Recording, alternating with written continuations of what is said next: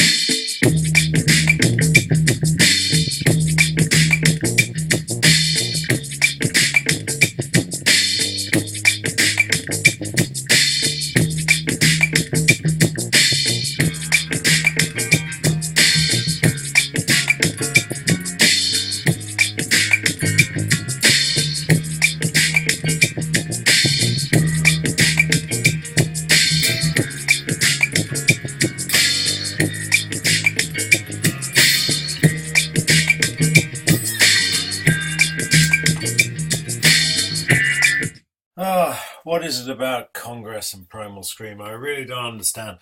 Either way, this is what Congress does, and this is all straightforward knowledge. You need to know this. It's very, very simple. Congress is the legislative engine. Essentially, what it does is legislate. That's really what most of your essays are going to be concerned with, or most of your investigations into Congress are going to be concerned with. And of course, what we know right now is that Congress really doesn't legislate particularly well. And I talked earlier about my two revelations in terms of understanding Congress, and this is my second one. The first revelation is to do with the democratic underpinnings, or the democratic foundations of Congress, or the lack of democratic foundations of Congress. The second, and perhaps the more important thing, is that Congress was designed for consensus politics. Everything about Congress was designed around the idea that people would come together and come up with wonderful ideas, and then those ideas could be rolled out across the entire country. It was designed for consensus politics. That's why you had 2 senators from each state. That's why you had all of these representatives. It was not designed for this filthy adversarial politics of the nature that we have in the United Kingdom. And we can know this, or rather we do know this, because if we look at the structure is a mess. And if we look at the procedure, the legislative process is a mess. And if we look at the organization is a mess. Now, you can't overcome those 3 forces with adversarial politics. You simply can't. There are too many moving parts. There are too many variables. This whole system was designed where the people would start at one end, one party would start at one end, the other party would start at the other end, and then we would meet in the middle. That's party with a small p. By the way, I'm not talking about Democrats and Republicans necessarily. I'm talking about various groups of people who would start at different ends of the table. The idea being that we would all meet in the middle in a big agreement. Now, that's how it was supposed to work. We know that because if we look at the legislature itself, it is incredibly decentralized. There is no central organization. There is none of this great monolithic culture that we have in the UK. In fact, the whole thing is just carved up into different committees. The entirety of the legislative process in the United States is controlled by committee, insofar as it is controlled by anything at all, of course. Again, I'm going to talk about committees later. All you need to know in the context of this particular presentation is that committees are laws unto themselves, and they operate in a semi-autonomous kind of function within the United States legislature. Forget about everything you knew about legislative committees in the UK. Forget about your public bill committees. Forget about the way in which we have right now. We've had to bend the rules to get that compliant majority in the committees. I mean, the whole idea of a majority in the United States is laughable. The whole idea of a compliant organization as majority is laughable. Sorry, and so the concept of a compliant majority is just beyond comprehension for anybody in the United States, and that is going to be significant as we go through. Anyway, so we have this decentralized structure whereby everything is given over to committees. And then, just to make matters worse, we've got a process duplicated. We have the United States Congress and the United States Senate both doing the same job. But more importantly, there's no way for one to impose its authority on the other. There is no Parliament Act. In America, these are two houses, both alike in dignity, neither of which can impose its will on the other. And so, well, what a surprise. We have a recipe for gridlock. And then to add fuel to that particular fire, if you can add fuel to gridlock, I'm not quite sure what that's going to do. We have the presidential veto, which again means that the chances are that no law is ever going to get passed. Procedure, the whole process is just absurd. There's about 14, 16 stages. I can't remember how many. We'll come to that in a minute. But it's deliberately convoluted because the whole point was Congress was not supposed to pass law. Congress was not supposed to pass anything. Congress was really just there to make sure that the states got along and there were sufficient means for the common defense. The whole idea that Congress was this huge, great legislative engine is a post hoc not a rationalization, it's just a fabrication that has emerged in recent years as Congress has had to legislate more for all sorts of various reasons. Now, let's have a quick look at organization. In terms of organization, we're going to look at top down, that is the party leaders, the party structures, all of the things that we know from the UK to be incredibly strong and incredibly sorted and very much on top of things. And of course, in the United States, they're rubbish. Parties are weak. There's no national party per se. Yes, I know there's a Democratic Party and I know there's a Republican Party, but each state essentially is its own organization. You can't have a national party that spans across the entirety of the United States. It just doesn't make sense. The only time at which a party ever really comes together is in an election, and of course we know how well that works. There is this sense that people in the UK have that they must have national parties the same way that we have national parties. But why should they? It's a huge country. You know, there are almost half as many people in California as there are in the entirety of the UK. So it's a very, very different idea. You know, Democrats in Florida have very, very different ideas and agendas from Democrats in Washington State, and Republicans in Texas have very, very different agenda from the agenda of Republicans in Vermont, if there are any. But the whole point there is that these parties are weak. They can't impose that top-down discipline that we associate with politics in the UK. And the corollary, or the cause, whichever way you like, is that bottom-up forces are incredibly strong. Grassroots forces are incredibly strong in the UK, in the US, particularly in Congress, where in the House, where you're being elected every 2 years. You're looking down much, much more than you're looking up. So a congressman, whether they're in the House or indeed in the Senate, is as likely to be looking down at their constituents as they are to be looking up, well, it's much more likely, to be looking down to the instructions from their constituents than they are to be looking up for instructions from their so-called elders and betters in the official roles.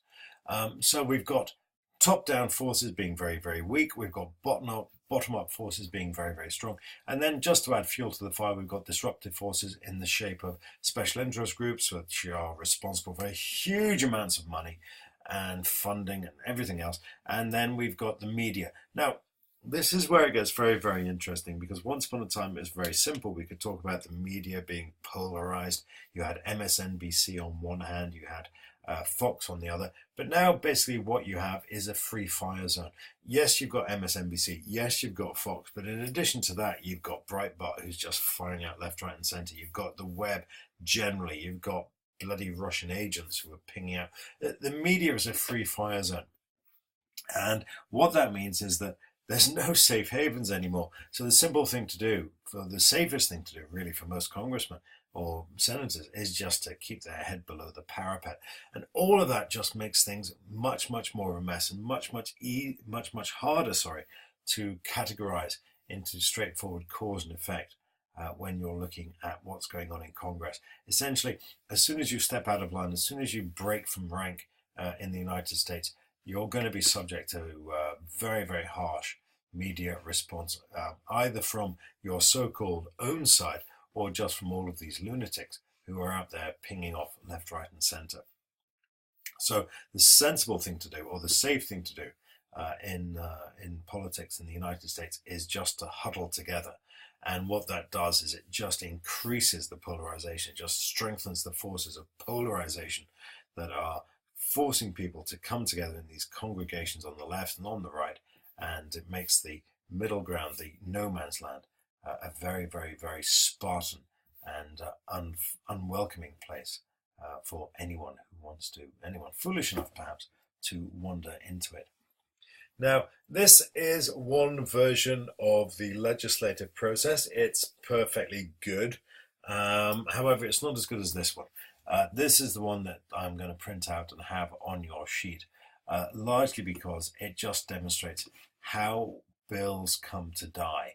Each one of these places, each one of these red hands here, this is a veto gate. This is where a bill can essentially be killed, either by the committee, by the speaker, by a chairman of committee. And what you can see here is that essentially this is just end of game. This is so very, very, very hard for a bill to make it through this process. I refer back to my earlier comment that Congress is essentially designed not to pass legislation unless it's absolutely right. So we can count these up: 1, 2, 3, 4, 5, 6, 7, 8, 9, 10, 11, 12, 13, 14, 15, 16. And then, of course, you've got this whole hoo-ha in the middle where they try to thrash this out. This is not designed to pass law. This is designed not to pass law. And then just to make it worse, we've got the House committees, we've got the role of committee chairs, we've got two households, both alike in dignity, so no one can impose its will on the other. And then, well, we've got the filibuster, or the joy of the filibuster, which is this whole concept of cloture. This, of course, is in the Senate. The Senate has the filibuster rule, which is that it is possible to talk a bill to death, and unless you can command 60% of the House to shut that down, then it's not going to happen. The bill will just be talked to death, and that's the end of the game. So, coming back to my central premise, which was that adversarial politics don't work. Adversarial politics don't work because to run adversarial politics, you need a number of things. First of all, you need more than 50% of the House, and then you need more than 60% of the Senate, and then you need party discipline, and then you need the White House, and then and only then can you really have adversarial politics. You can only then apply adversarial politics when you've got 50, 60, and all of that. And well, I mean, look at that. It just doesn't really happen. The system is not designed to return that sort of result. So, adversarial politics don't work, but we have a system for consensus, a system that is predicated on consensus, that is being forced to run an adversarial system, and you shouldn't be surprised when congressional output just falls off a cliff. And I do have a chart to show that somewhere. It's not there. I'll get it for you. But yeah, next up, oversight. Happy days, good times. Speak to you soon.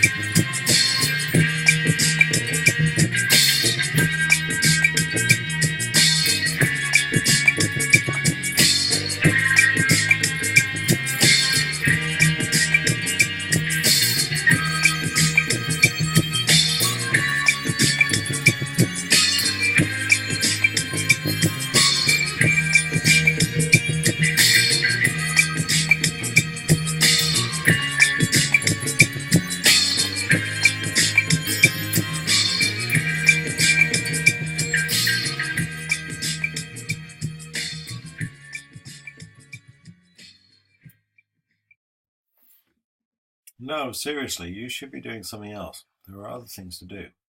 See you in the next vid.